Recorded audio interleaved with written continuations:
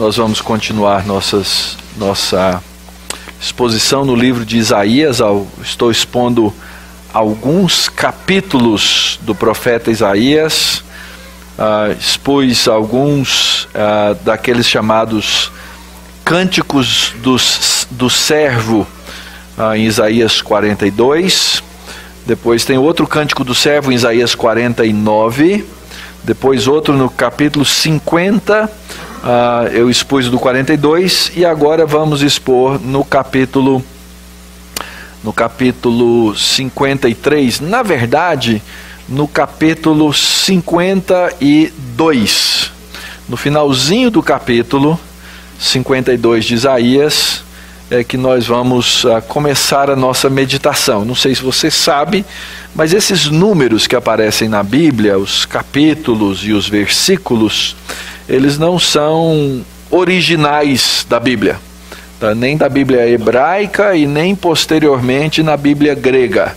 Eles foram agregados ao texto muito tempo depois, lá por volta do ano 1000 depois de Cristo, para nos ajudar a achar as referências. Imagina na época do próprio Senhor Jesus Cristo, eram separados em livros, em rolos, os livros, e aí então eles iam enrolando de um lado, desenrolando do outro, ia passando na frente do leitor, e ele ia fazendo aquela leitura sequencial do texto. E então hoje é muito mais fácil. Por outro lado, quem fez a divisão em capítulos e versículos fez do jeito que achava que devia ser. E nem sempre a gente estudando o fluxo do texto, nem sempre nós temos a melhor divisão na nossa Bíblia hoje. Então, na verdade, o nosso texto começa no capítulo 52, no verso 13, e aí então vai tomar todo o capítulo 53.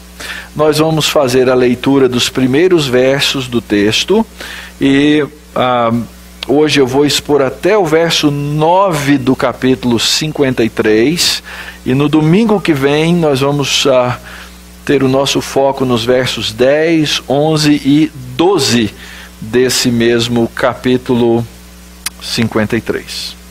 Então, livro do profeta Isaías, já expliquei para vocês, o profeta Isaías profetizou cerca de 700 anos antes de Cristo.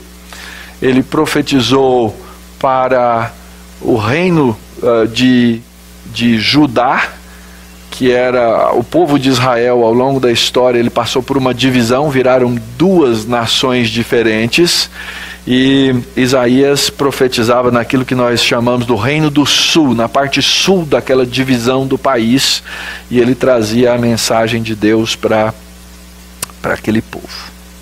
Então diz assim a palavra do Senhor em Isaías 52, a partir do verso 13. Eis que o meu servo procederá com prudência, será exaltado e elevado e será muito sublime. Como pasmaram muitos à vista dele, pois o seu aspecto estava muito desfigurado, mais do que o de outro qualquer, e a sua aparência mais do que a dos outros filhos dos homens. E assim causará admiração às nações, e os reis fecharão a sua boca por causa dele. Porque aquilo que não lhes foi anunciado verão, e aquilo que não ouviram entenderão. Quem creu na nossa pregação? E a quem foi revelado o braço do Senhor Jeová? Porque foi subindo como um renovo perante ele, e como uma raiz de uma terra seca. Não tinha aparência nem formosura. Olhámo-lo, mas nenhuma beleza havia que nos agradasse. Era desprezado e o mais rejeitado entre os homens, homem de dores, e que sabe o que é padecer. E como um de quem os homens escondem o rosto, era desprezado, e dele não fizemos caso. Certamente ele tomou sobre si as nossas enfermidades, e as nossas dores levou sobre si. Nós o reputávamos por aflito, ferido de Deus, oprimido. Mas ele foi traspassado pelas nossas transgressões e foi moído pelas nossas iniquidades. O castigo que nos traz a paz estava sobre ele, e pelas suas pisaduras fomos sarados. Todos nós andávamos desgarrados como ovelhas. Cada um se desviava pelo caminho, mas o Senhor fez cair sobre ele a iniquidade de nós todos.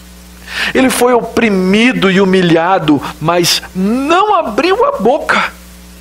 Como cordeiro, foi levado ao matadouro, e como ovelha muda perante os seus tosqueadores, ele não abriu a boca. E por juízo o opressor foi arrebatado, e de sua linhagem quem dela cogitou? Porquanto foi cortado da terra dos viventes. Por causa da transgressão do meu povo, ele foi ferido. Designaram-lhe a sepultura com os perversos. Mas com o rico esteve na sua morte, posto que nunca fez injustiça, nem dolo algum se achou na sua boca. Vamos orar. Senhor, nós agradecemos pela tua palavra, santa palavra, inspirada há séculos e séculos atrás, preservada pela obra do teu povo ao longo de toda a história, traduzida para nós, para que nós a pudéssemos entender, ó Pai. E ainda assim confessamos, somos inábeis para fazer isso. Mas essa mesma palavra nos diz e nos garante que o teu Espírito Santo nos assiste para compreendê-la. E por isso nós rogamos que nessa manhã o Senhor nos permita entender a tua palavra, e entendendo a tua palavra, glorificar o teu santo e precioso nome. Que as palavras dos meus lábios e o meditar do meu coração sejam agradáveis na tua presença, Senhor meu, rocha minha, Redentor meu. Amém. Esse não é um texto simples da Escritura. O Alexandre, essa semana, estava inculcado exatamente com esse texto da Bíblia. E conversando, eu falei, essa dúvida não é só sua. Esse aqui é um livro todinho escrito, são 320 páginas só em cima desses versículos. Tamanha a importância histórica desse capítulo da Bíblia para a Bíblia como um todo. Esse texto específico, ele é citado 7 vezes de maneira direta no Novo Testamento. Então, uma citação. O autor do Novo Testamento lê-la no profeta Isaías, fosse no hebraico, fosse no grego, na tradução grega do Antigo Testamento, que era chamada Septuaginta, e citou. Mas ele é ainda aludido. Pastor, precisa parar de falar a palavra feia, não é? Septuaginta, aludido. Ele é aludido mais de 20 vezes ainda no texto do Novo Testamento. Ou seja, os autores lembram do texto e fazem uma alusão, uma referência rápida ao texto de Isaías no capítulo 53. E então a gente vê que é um capítulo que tem uma importância central nessa mensagem do Antigo Testamento. E no cristianismo, obviamente, nós percebemos pelas próprias citações no Novo Testamento que esse texto fala de alguém que nos é absolutamente especial, que é o nosso Senhor Jesus Cristo. Aliás, essa é uma profecia a respeito da vida, da obra, da morte do Senhor Jesus Cristo, que vai no Novo Testamento se cumprir com muitos detalhes.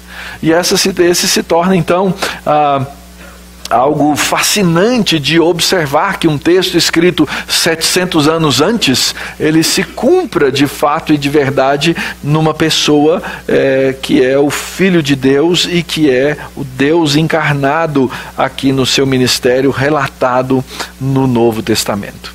Então o texto de Isaías 53 tem uma fundamental importância para nós.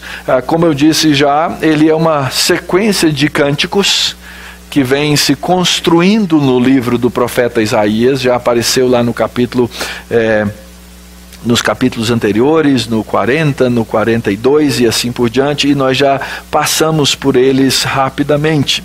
É interessante observar que o texto se encontra numa seção do livro que nós chamamos de o Evangelho de Isaías. Do capítulo 1 até o capítulo 39 de Isaías, há muitas acusações contra o povo de Deus. E quem acusa o povo de Deus é Deus mesmo. E ele chama as testemunhas, ele monta um tribunal, ele diz: olha, vocês estão brincando comigo. Vocês estão brincando comigo. Vocês dizem que eu sou o Deus de vocês, vocês me adoram, mas eu sei que o que vocês falam é da boca para fora. Já viu uma coisa mais irritante do que você confrontar uma pessoa, essa pessoa falar com você e você sabe que aquilo é da boca para fora? Ou seja, aquilo não está no coração, aquilo não vem lá de dentro. É irritante, nós nos irritamos. Agora imagina Deus ouvindo o seu povo falar coisas belas a respeito dele, sabendo que é da boca para fora. E Deus então lhes traz uma condenação. A rebeldia do homem contra Deus traz condenação ao homem. E então, a partir do capítulo 40, Deus começa a evangelizar o seu próprio povo. Deus começa de novo a trazer a luz do Evangelho ao seu próprio povo. Ele chama o profeta, ele diz assim: falem ao coração desse povo. Eu sou um Deus que perdoa a iniquidade.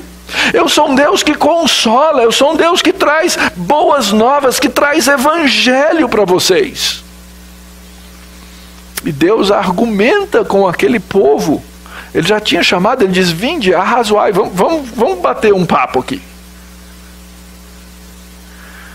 E aí então, nessa sessão todinha, na qual aparece o cântico do servo, Deus está trazendo boas novas, consolo para aquele povo. No capítulo 42, então nós vimos quem é o servo do Senhor, que é Jesus Cristo. E aí então todas as coisas que o servo vem fazer e não fazer, e a maneira como esse servo é usado por Deus para retomar a sua aliança, o seu pacto com o seu povo, o seu relacionamento com o seu povo, com um alvo claro, específico, como nós vimos ao final do nosso texto no capítulo 42, é a glória do Senhor. O alvo final da obra do servo é trazer glória a Deus. Quando Deus diz assim: eu sou o Senhor Jeová, esse é meu nome, eu não divido a minha glória com ninguém. Eu não divido a minha glória com absolutamente ninguém. Eu não dou a minha honra a mais ninguém, muito menos as imagens de escultura que vocês levantam por aí. Dizem que me adoram, mas têm os seus ídolos em casa. Deus não aceita esse tipo de oração. E aí então o desenvolvimento do texto se dá, e nós chegamos ao capítulo 52, depois de Deus trazer várias mensagens ao povo, a Sião, a Jerusalém, sobre a Babilônia e assim por diante. E mais uma vez, quando nós chegamos no nosso capítulo 52, no verso 13, Deus faz a apresentação do servo. Lembra? Lá atrás eu disse assim: eis aqui o meu servo. Não é assim que Deus prega o Evangelho? Ele faz a mesma coisa. Se você olhar aí no verso 13, a mesma expressãozinha é usada: eis que o meu servo. E esse servo é o Senhor Jesus Cristo. Em alguns momentos, quando você lê esses cânticos do servo no profeta Isaías, você enxerga ali Israel como servo, o povo de Deus no Antigo Testamento como servo. O problema é que aquele povo, aquele servo, não cumpriu o seu papel. E como aquele povo não cumpriu o seu papel, o servo, que antes era um povo, agora é uma pessoa que vai formar um novo povo, que vai formar um novo Israel, e esse novo servo será um servo exaltado. E esse novo povo é aquilo que também na teologia nós chamamos de um novo Israel. Quem é o novo Israel? Apresento para vocês. A igreja de Cristo. Em todo lugar do mundo, em todos os lugares onde Deus a colocou nesse serviço, esse Israel de Deus se apresenta para servir os propósitos de trazer a glória ao nome de Deus em qualquer lugar, em qualquer tempo. Aliás, isso tem que servir, queridos, para a nossa compreensão daquilo que é a missão da igreja. Que na verdade, nós às vezes queremos alcançar os povos. Deus mandou alcançar os povos. Mas o amor de Deus é pela glória do seu próprio nome. Então, a missão que nós temos é uma submissão daquilo que é a missão de Deus. Deus tem uma missão que é trazer glória ao seu nome, e Ele nos encarrega de fazer isso. E aí, o que a gente faz? A gente sai em missões. A gente vai abrir uma igreja na Barra Funda, a gente vai abrir igrejas nos bairros de São Paulo, a gente vai abrir igrejas nas cidades do Brasil, a gente vai abrir igrejas na América Latina, em todas as Américas, em todos os continentes. Por quê? Porque eu quero enxergar lá nesse lugar adoradores do nome de Deus.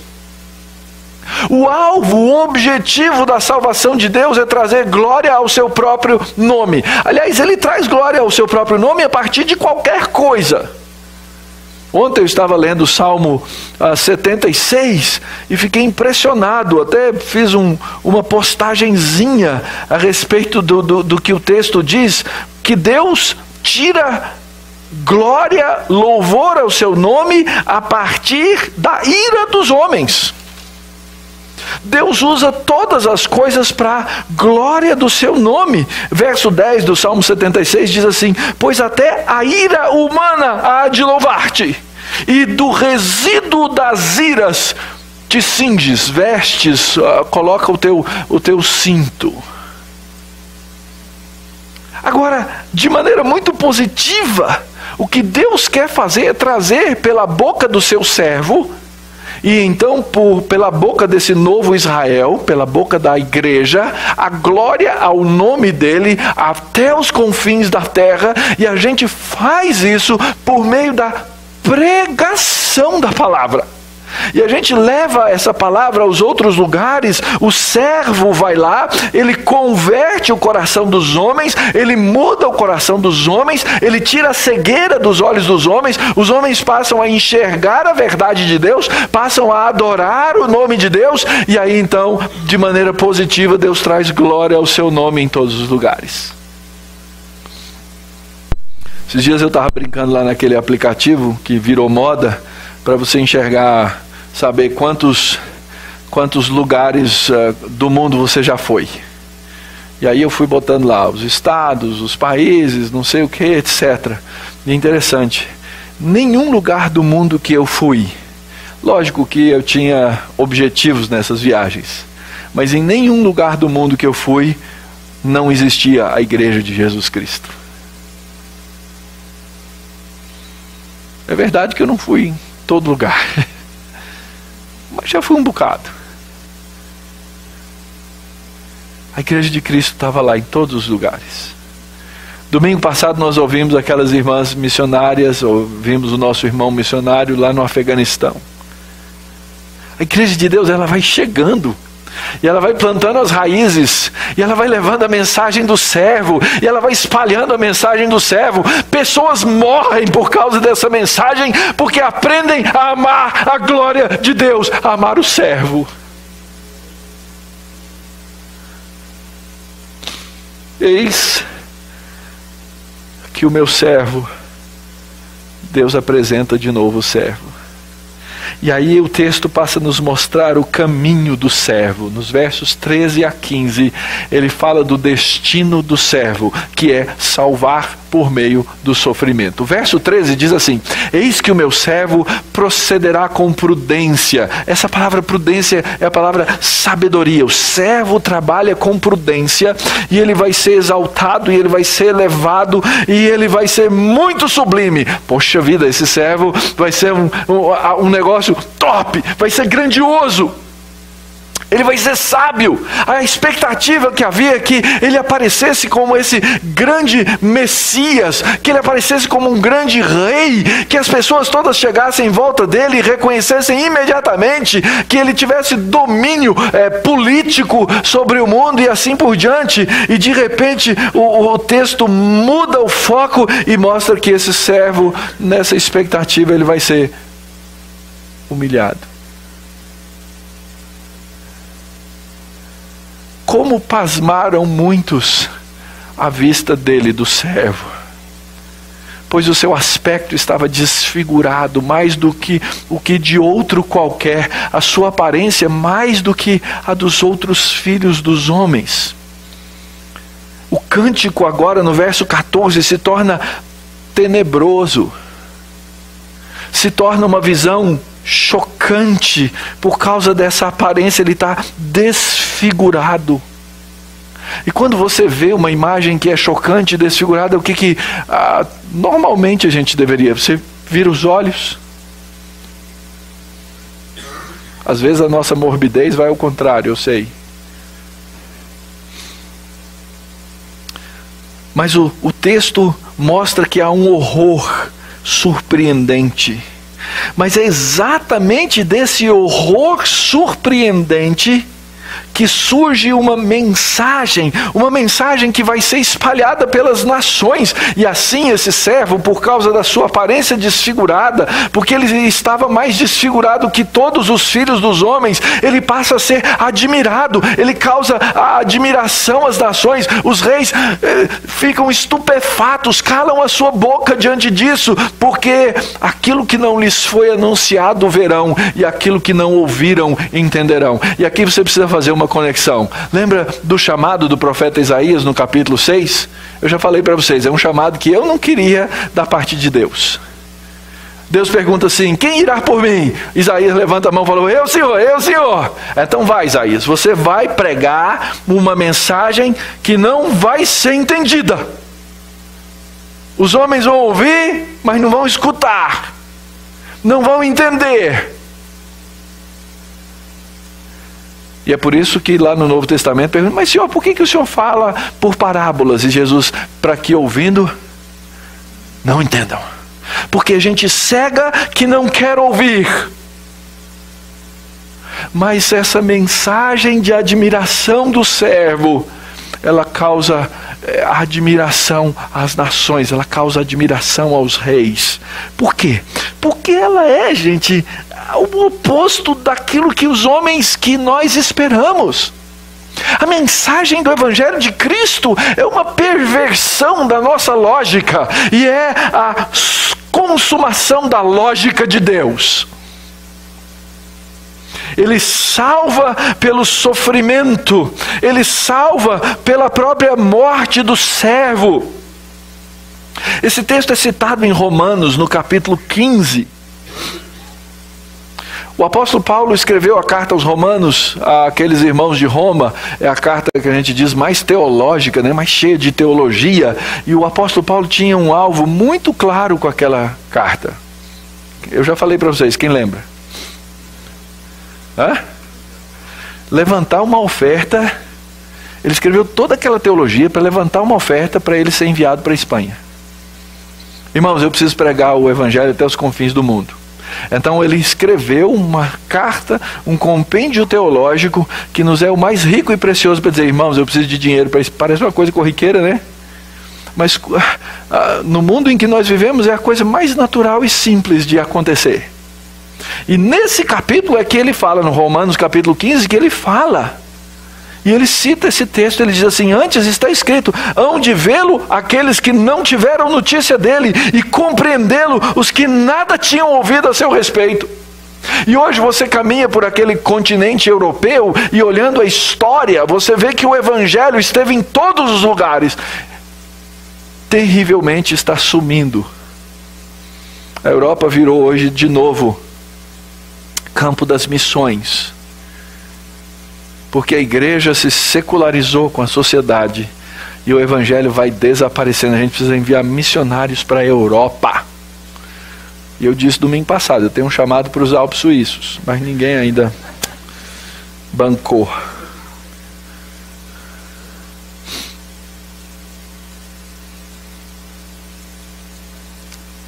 A mensagem do servo e o destino do servo é salvar pelo sofrimento, a fim de que aqueles a quem for ainda não havia sido anunciado vejam, e aqueles a que ainda não ouviram ouçam e passam a entender.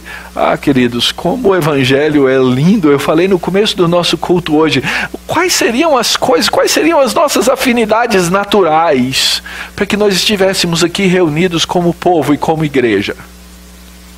Quem que é professor? Levanta a mão. Ok, vamos formar o nosso grupinho de professores e vamos ser, então, quantos aqui são médicos? Levanta a mão. Sei que tenho 2, está faltando um aqui da igreja. Ok, vocês formam o seu grupinho. As afinidades se formam assim. Eu interesso por medicina, eu me interesso por informática, eu me interesso por tecnologia, por filmagem, mas a igreja não funciona assim. E essa igreja passa a ser formada de gente que não via e agora vê, que não entendia e agora entende, e que passa a se amar, que passa a se cuidar, que passa a cultivar o amor em torno de Cristo, em torno da verdade, em torno do servo. E quantas coisas, queridos, nós não vamos aprendendo com o servo no nosso dia a dia. Não lemos isso na mensagem de Pedro? Há um sentido, segundo Pedro, nós lemos na liturgia, em que ele veio para nos deixar o quê? Exemplo. Exemplo de um sofrimento que ele se submeteu a ele, disse: eu estou fazendo isso por vocês. Agora se amem de tal maneira e façam isso uns pelos outros. Porque o amor envolve todas essas coisas. A câmera vai andando na filmagem das estrofes do Cântico do Servo. E essa é uma primeira estrofe. O cântico tem 5 estrofes. A maior parte do livro do profeta Isaías é dada na forma poética. Infelizmente, quando a gente olha a nossa Bíblia comum, você não enxerga aqui a poesia. Mas todo esse texto é em forma de poesia e cântico. E aqui então nós temos a poesia e o cântico, e temos a segunda estrofe do cântico. E ele fala sobre uma mensagem que não foi crida. Há uma mudança de voz. Primeiro fala um, agora fala o outro. E aí então ele fala de uma falsa esperança. Quem creu na nossa pregação? A quem foi revelado o braço do Senhor? E o texto aqui nos fala que esse triunfo do servo, ele começa e ele é precedido por uma rejeição do seu ministério. Se você já leu o livro do Evangelho de João, você vai ver lá no Evangelho de João que logo no primeiro capítulo ele diz assim: ele veio para os que eram seus e os seus não receberam, ele não foi recebido. Aliás, o final da história de Cristo no Evangelho é o quê? É morte na cruz. Ele veio com uma mensagem e essa mensagem não foi crida. Sabe por quê? Porque eles esperavam uma mensagem forte. Essa expressão, o braço do Senhor, é que ele viria como esse rei político poderoso e vinha dominando todo mundo e conquistando os países e conquistando as nações e dominando todas as coisas. Mas ele não veio, ele veio montado num jumentinho humilde. Ele nasceu na manjedoura. Ele nasceu de uma família aparentemente pobre. Todas as coisas apontavam ao contrário daquilo que era esperado desse braço de Jeová. Então não se creu na pregação. João, de novo, capítulo 12, diz assim, verso 37. Embora tivesse feito tantos sinais na sua presença, não creram nele.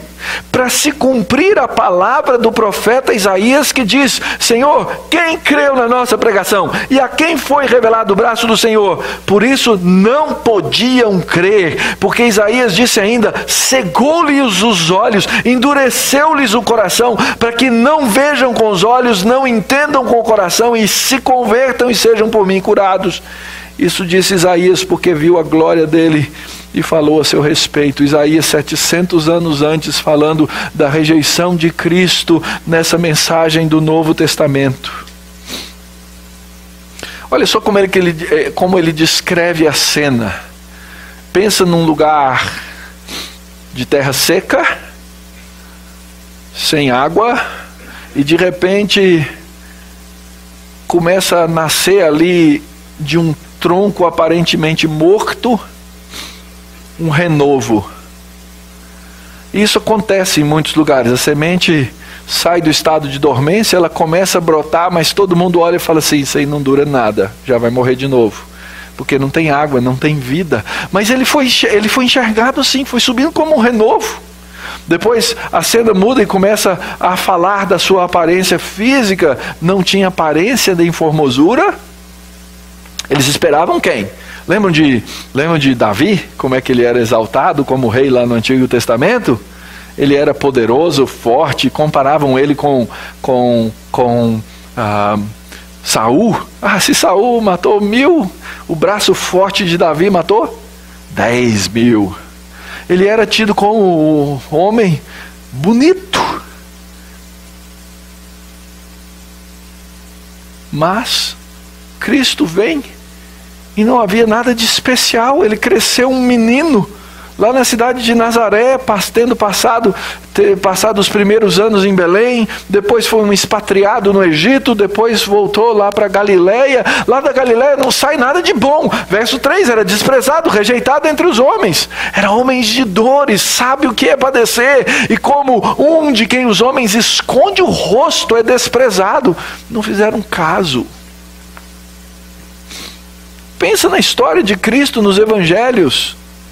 Como tudo isso que Isaías fala encaixa-se perfeitamente naquela vida que o nosso Senhor Jesus teve aqui na terra. A maneira como ele foi deixado, desprezado na qualidade de servo. Quem creu nessa pregação? A maioria não creu. A Escritura diz que nem os irmãos dele na casa dele creram, porque eram parte desse grupo de cegos, endurecidos de coração.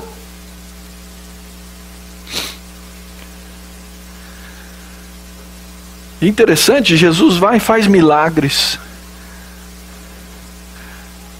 E os religiosos da época fazem o quê? Questionam os milagres. Montam comitês de investigação. Tinha gente que ficava o tempo inteiro de olho. CPI dos milagres de Cristo. Lava Jato do Evangelho. Estava em cima.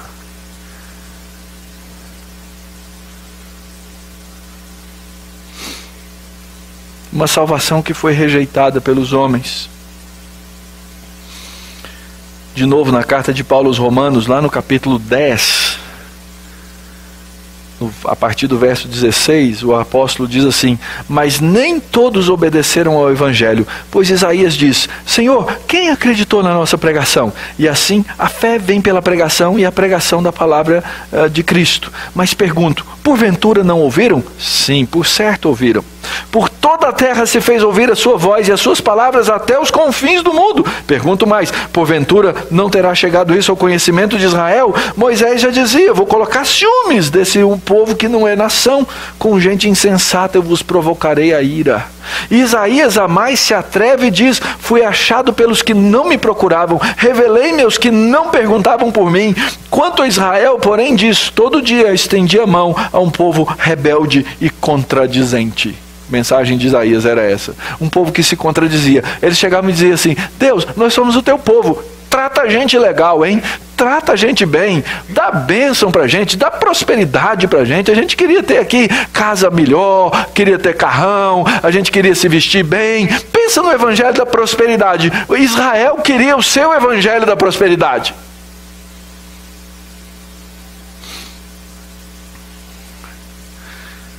E foram rejeitados exatamente por isso. E a surpresa foi achado pelos que não procuravam. Revelei-me aos que não perguntavam por mim. E aqui está esse exemplo, aqui está essa mostra. Vou te falar uma coisa, se você não sabe disso até hoje. Não foi você quem procurou a Deus. Foi Deus quem te procurou. Não foi você que voluntariamente veio aos pés de Cristo. Foi Cristo quem te trouxe aos pés dele. Essa é a mensagem do Evangelho. Essa é a admiração que causa essa mensagem tremenda. Sabe por que essa mensagem é tão difícil de crer? Porque ela não é humanamente atrativa. Os homens não a enxergam. Não há uma aparência para mostrar.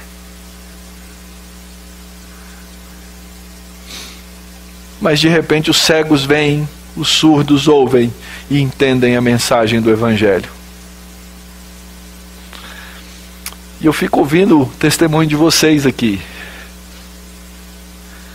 falando como chegaram à fé, como ouviram desse Evangelho, como de repente as coisas começaram a perturbar seu coração, sua mente, sua alma.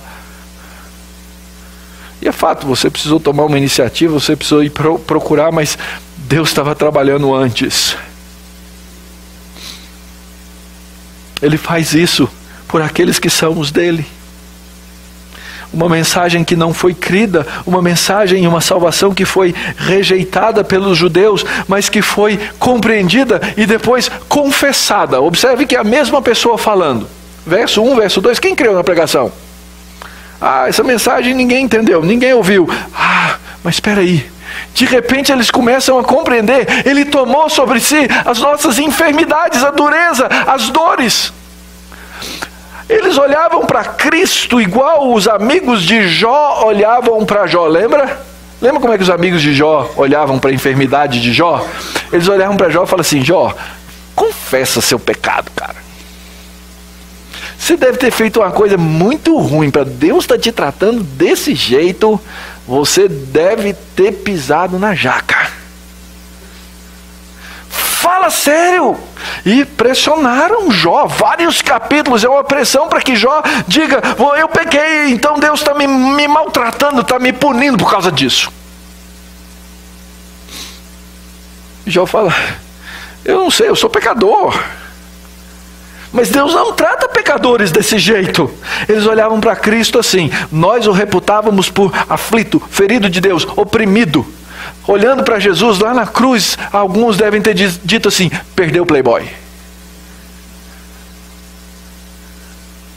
Perdeu. O inimigo das almas, Satanás, deve ter dito assim: agora eu ganhei. Eu venci.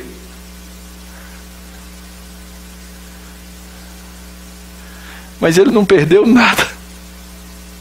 De fato, ele não perdeu nada. A Escritura diz que ele entregou a vida para tomá-la de novo.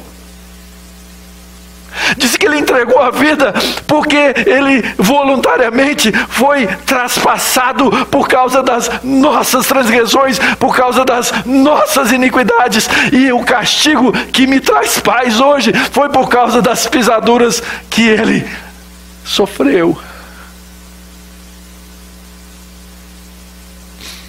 Esse é o meu Cristo. Esse é o Cristo da Bíblia. Esse é o Cristo da Escritura.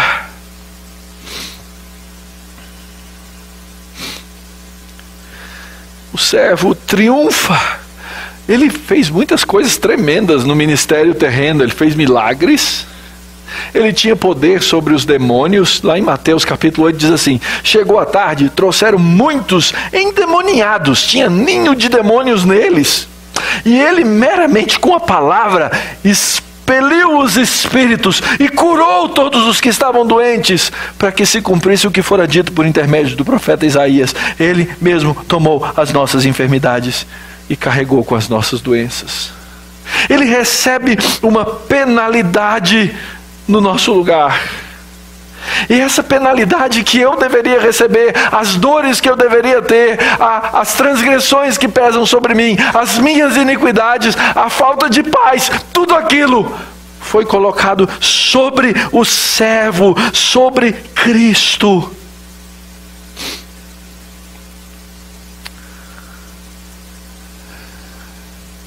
E ao contrário do que os homens pensavam,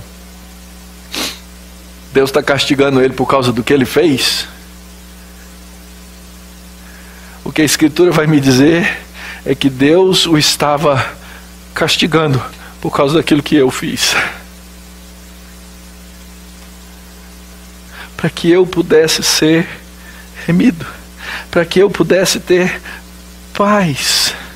Traspassado, moído. Lembram da cena da crucificação? Isso é que aconteceu com Jesus. Ele foi traspassado, moído, castigado, pisado por causa das nossas transgressões. Deus faz cair o meu pecado sobre Cristo, sobre o servo. Essa é uma figura que os israelitas conheciam. Todo ano eles tinham uma cerimônia chamada Yom Kippur, o dia da expiação. Iam lá 2 bodes, um era solto no deserto com sangue sobre a sua cabeça, e outro era imolado, era morto, o sangue dele era derramado, era apresentado diante de Deus naquele dia da expiação, para dizer assim: Deus, perdoa os nossos pecados, nosso sangue merece ser derramado, coloca o meu pecado sobre esse bode. Daí vem a expiação, a palavra bode expiatório. Todo ano eles repetiam isso, eles sabiam. E o que a palavra de Deus está nos dizendo aqui é que, na verdade, sangue de animal não resolve o problema. Não adianta ficar derramando sangue de animal. Aquilo era uma ilustração para eu entender uma coisa que ia ser feita depois por um que tem a vida absolutamente pura, que viveu sem pecado. E essa é a essência do Evangelho, queridos. A morte de Cristo no lugar de pecadores como eu e como você. Eu não sou justo por causa de mim mesmo, eu não tenho nenhuma justiça própria, eu não sou capaz de dominar a minha própria vida, os meus próprios pensamentos. Eu preciso de alguém que me domine e me cative. E esse que me domina e me cativa é Cristo. Por isso agora eu derramo toda a minha vida sobre a justiça dele, sobre a justiça do servo, porque a justiça dele foi creditada na minha conta. Já teve com crédito negativo no banco? Não vou pedir para ninguém levantar a mão.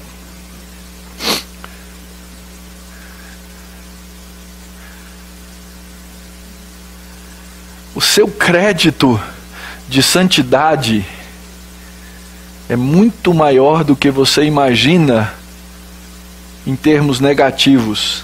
E os juros do pecado são mais escorchantes do que o juro do cheque especial no Brasil, pode ter certeza.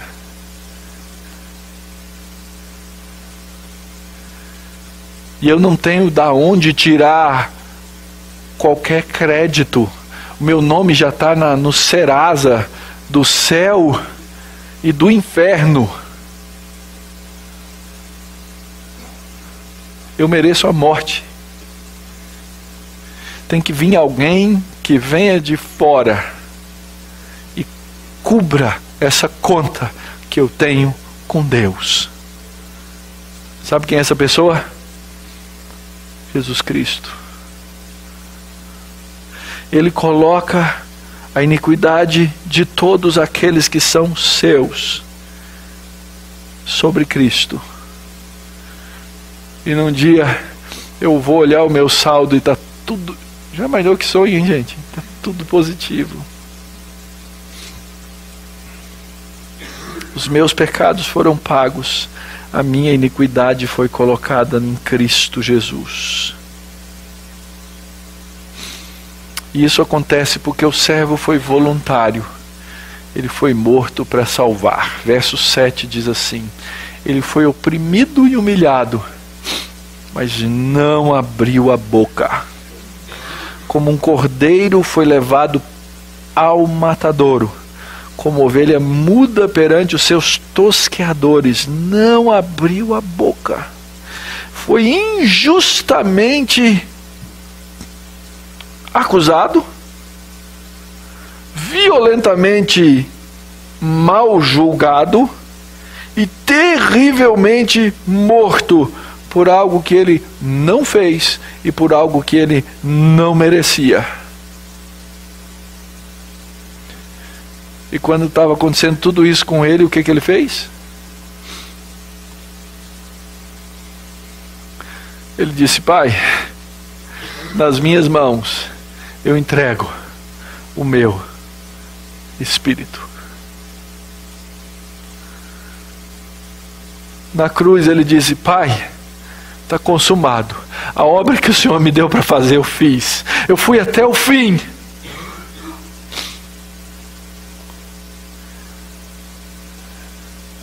E assim ele foi cortado da terra dos viventes. Por causa da minha transgressão, por causa da sua transgressão, por causa da transgressão do povo dele, ele foi ferido.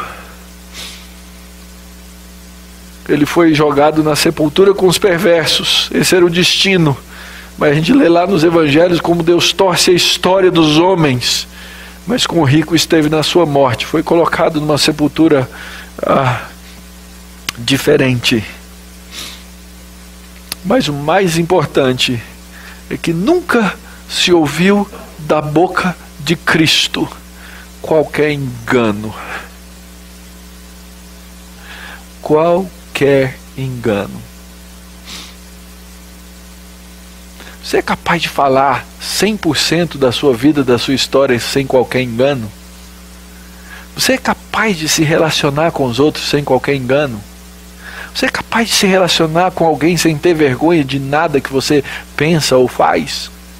Aliás, eu costumo dizer, se algumas pessoas têm raiva do que eu falo, imagina se eles soubessem o que eu penso.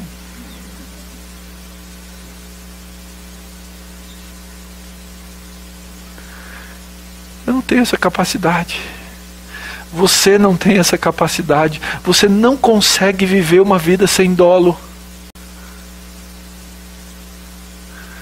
Mas esse servo viveu, nunca se achou em sua boca qualquer engano. Sabe por quê?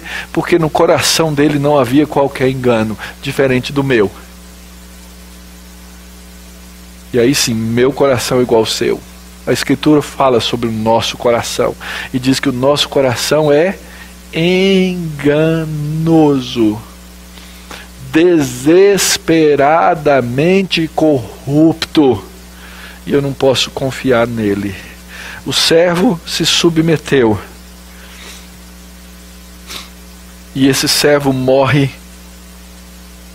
para salvar. Ele se entrega, verso 7, numa morte substitutiva. Ele nos deixa exemplo e ele nos ensina o caminho da redenção.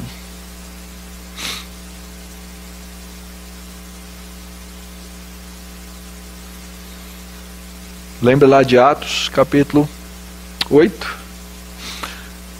A história de Filipe, do eunuco. Ora, a passagem da Escritura que estava lendo era essa: foi levado como ovelha para o matadouro.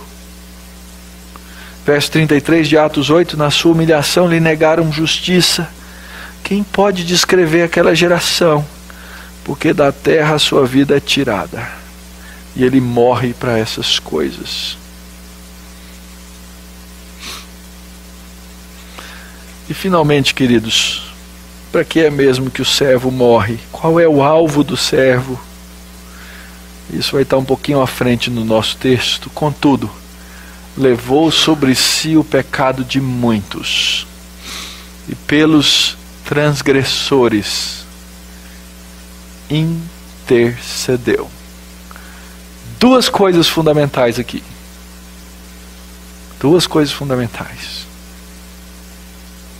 Primeiro, é Ele que leva o pecado dos seus eleitos. E de nós, então, Ele demanda fé, uma confiança absoluta de que Ele já carregou os meus pecados. Não faz sentido você passar a sua vida se remoendo por causa dos seus pecados. Eu vou falar uma coisa para você: seus pecados não te pertencem mais. Você não é dono deles. Cristo os tomou e Deus os colocou sobre Cristo. Confie em Cristo. A sua vida cristã vai ser diferente. Porque nós temos uma tendência muito natural de continuarmos a viver o nosso velho legalismo. Antes de Cristo, a minha mente funcionava dessa maneira: eu faço bem, Deus me dá coisa boa; eu faço mal, Deus me pune; eu faço bem, Deus me dá. Essa é a maneira da religião geral dos homens. Não é a verdade da Bíblia. A verdade da Bíblia é que Cristo morreu pelos seus pecados. Ele morreu por você. E como se não bastasse, a Escritura diz que ele é um intercessor. E essa é uma das maravilhas do Evangelho, sabe por quê? Porque Ele não só intercedeu, a Escritura diz que Ele continua à direita de Deus Pai, intercedendo. Quando o meu acusador chega lá e tenta dizer para Deus: olha, aquele pastor Mauro lá que está pregando o Evangelho, falando coisa assim, falando coisa assada, falando de Jesus, esse Mauro é um pecador. Jesus se levanta naquele tribunal e diz assim: ele não tem condenação. Eu entreguei a minha vida por ele.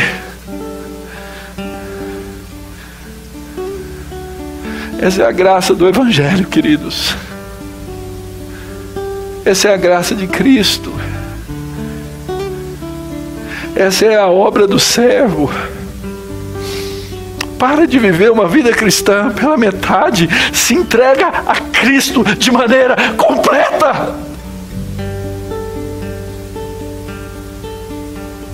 Não queira ser dono dos seus pecados. E eu tenho uma notícia ruim para você: você vai continuar a pecar. Mas eu tenho uma notícia maravilhosa para você: quando Cristo morreu por esses pecados, você não tinha nem nascido ainda. Ele já tinha morrido por eles. Então agora pega o exemplo. Veja lá o que Pedro disse. Ele nos deixou um exemplo para buscarmos viver vidas de santidade. Resolve isso na sua vida, querido. Resolve isso na sua vida.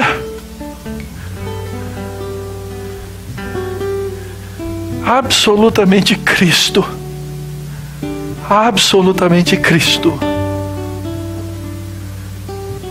Que não é um pobre Cristo,